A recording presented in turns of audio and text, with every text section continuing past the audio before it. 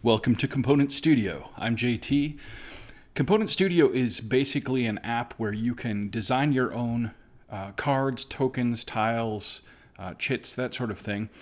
You design the first one, and Component.Studio does the rest by filling in all of the data from a spreadsheet. So if that sounds interesting to you, you can check it out at Component.Studio in your web browser.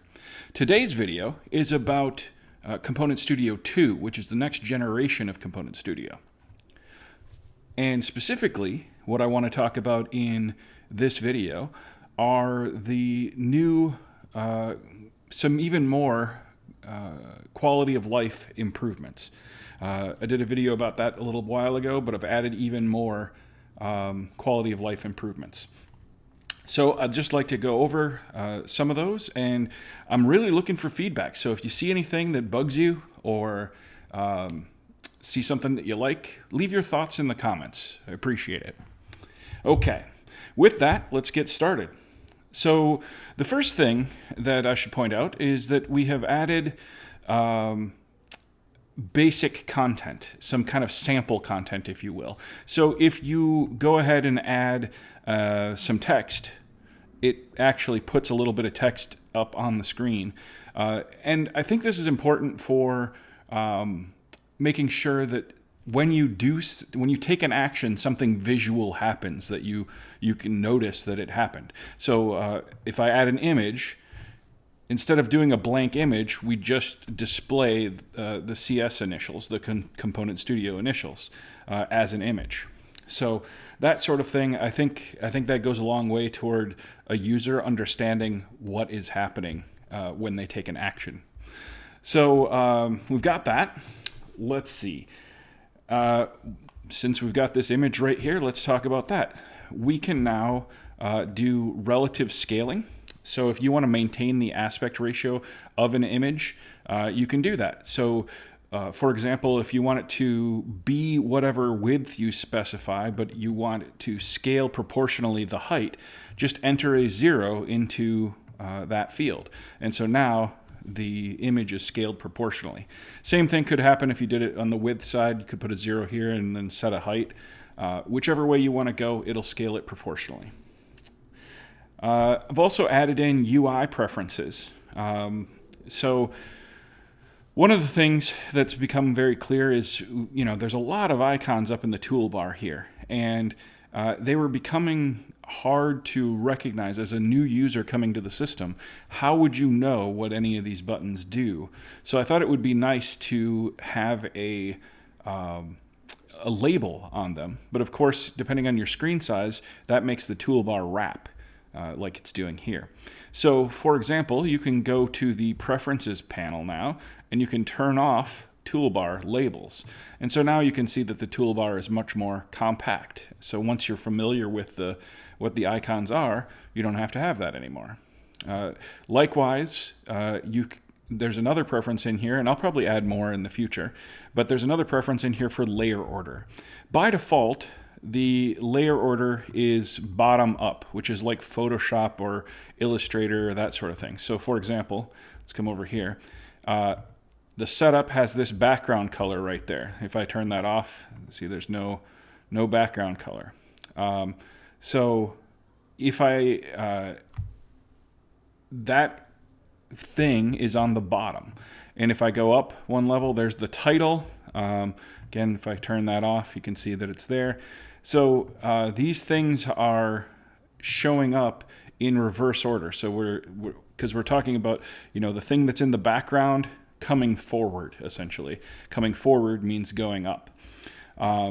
This is how Photoshop and Illustrator and a lot of graphic design programs work. However, as a programmer myself, I think of everything top down. So I think, the very first thing happens at the top of the list, and the second thing happens at the bottom, or the next thing down, and so on. So I think from the top down.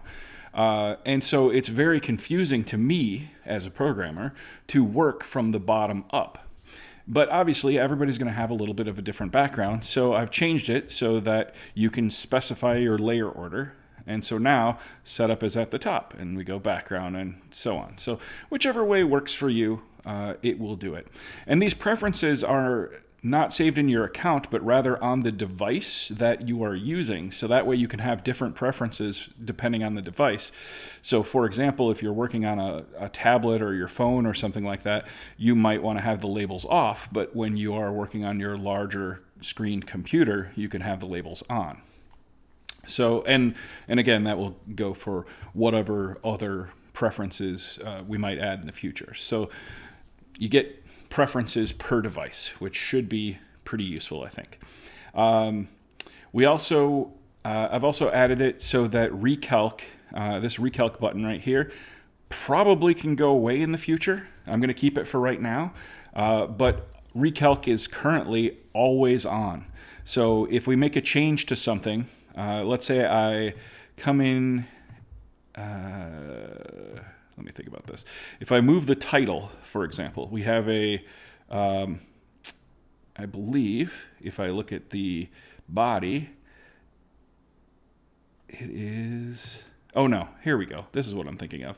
So the bottom of this design, of this art is tied to the bottom of this text. So if that text were to move, then the art would move with it. So if I put this and I say that this should move down by 100 pixels, like so, then the art follows with it. So those kinds of changes, any kind of changes that you might make, are going to automatically cascade like that because Auto-recalc has been enabled everywhere. Moving on, we've got component side labels. So that's this up here. It was saying 1, 2 before for side 1, side 2. It wasn't clear to some people what that meant. So now, based on the component type that is loaded, so in this case, we're looking at a poker card. A poker card has a face and a back. But if it was, let's say, a dice, a 6-sided die, then it would just be 1, 2, 3, 4, 5, 6. So these labels will change depending on the type of component that gets loaded. So then we've got another little feature. If I go to the back here, let me minimize this so you can see this.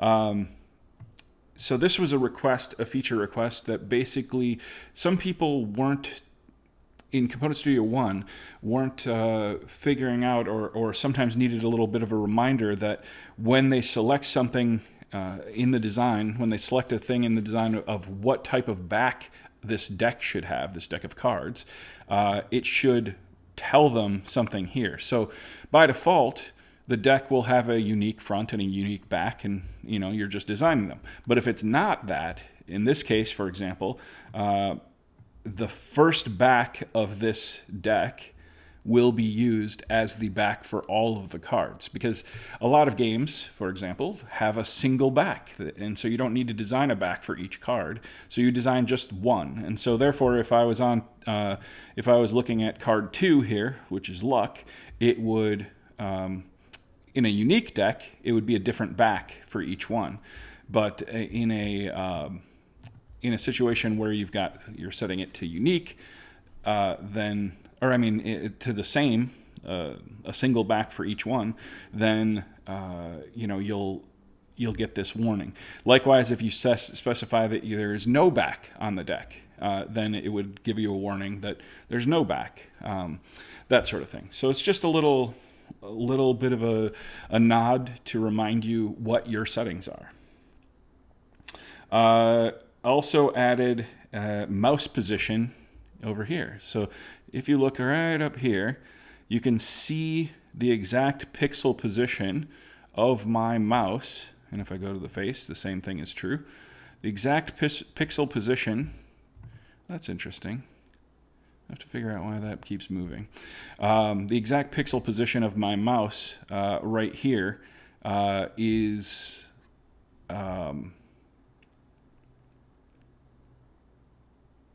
being displayed so that if you said, for example, hey, I would like to place something right here, now you can kind of pinpoint where right here is without, and that works in scaling too. So even here, go down to the corner of the card and it's still showing you the right pixel placement, even if it's scaled. So anyway, that's just a little helper to make it so that you can place the top left or X and Y of a particular component easier.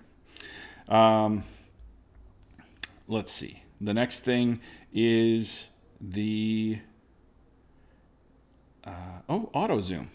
So when I'm going to go ahead and reload this screen, what you'll see is it starts loading big, and then it shrinks it automatically zooms so that it will display the whole card in whatever window you have, or the whole component. And it's not going to be perfect because various devices have various little fuzziness to them, but it'll get it pretty damn close for you. So you don't have to, start this big. If you've got a small screen, you don't have to start full and then kind of scroll around to see your component. Instead, it will start at a zoom level where it will mostly fit your component right off the bat. So that's automatic zoom. The next thing that I did was added a center point. When you're rotating an item, let's take a look at this nameplate right here. When you are rotating it, so position, we want to rotate. Sometimes it's hard to tell where the center point of that is, and so not that it really matters. Most of the time, you don't need to know the center point, but sometimes you do want to know the center point. So if you happen to want to do that, if you come in here and turn on the outline, it now draws a center point right there. And if I zoom a little bit, it might be easier to see. So you can see that center point is drawn right there. So if you draw the outline on an object, it will draw a center point in that object as well, so that you can see exactly where the center is. And then if you were to go rotate it, you can see it's rotating around that center point. So that is that. And I guess I'll turn that off for now. Let's see. I also put in a lot of different fields will have a requirement of you can only have certain types of characters. So, for example, if I go into the dataset editor here and I want to add a column, you can see there's no spaces or special characters allowed. So what I did was, if you type a special character that is not allowed, it will automatically replace it with an underscore. So I'm just going to type what day is it? And I typed with spaces, but it put in underscores. Likewise, if I put a question mark on the end of here, I'll type a question mark, and you saw it for just a second, the question mark was there. It actually converted the question mark into an underscore because a question mark isn't a valid character for this field. And so that's, again, just a quality of life and thing. So that way you can't type something that isn't valid, and that way you won't have to deal with the error message if you were to hit, add column and it had some kind of weird thing in it. And that goes for all kinds of fields all over the place in Component.Studio. So like if we go up here and I wanted to rename this title right here, if I tried to put an apostrophe in there, that's not allowed. So it it replaces it with with an underscore. So anyway, all over the place, those kinds of replacers. And then finally, I've added help icons in lots of places. It's still going to have to add a lot more, but as you see here, if you clicked on this help icon, based on the type of thing that you're clicking on, it will go to the appropriate help page for that particular item type. So in this case, I'm hitting a block or a box, but on this one, this is a text, and on this one, it's a layer group. So each one of these would link to a special place. Now, right now, it's not doing anything. It's just linking to the Component.Studio help site in general, not to a specific page, because I haven't written the help for Component.Studio 2 yet. But when I do, or when someone else does, these will become linked to the appropriate location so that you can easily get help for the thing you're interfacing with. And that's pretty much it on for this video. Just wanted to quickly show you some of the new quality of life improvements. And again, I'm looking for feedback. So if you have any ideas on things I didn't cover here, or things you saw that you didn't like, things you saw that you did like, leave your thoughts in the comments below. I really appreciate it. Thank you.